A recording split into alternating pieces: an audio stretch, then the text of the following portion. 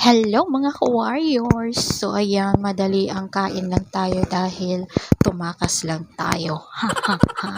So ayan, alam po natin, alam nyo, alam ko, alam nating lahat. Ay, thank you.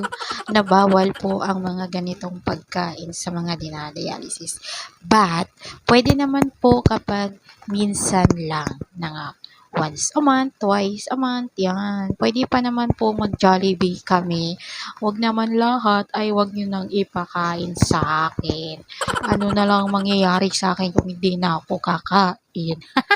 So, ayan, kung nag-crave po ako, ayan, tumatakas ako kahit ako lang mag-isa, wala akong kasama, hindi talaga ako nagsasabi. Pag gusto kong kumain, yun ang parang hinahanap ko talaga yung lasa ng Jollibee, yung amoy ng Jollibee. Kakain talaga ako kahit wala akong pera kasi 'di ba kapag may PWD ID ka or senior citizen is mura na lang 'yan. So kahit wala kang pera kakontihin na lang.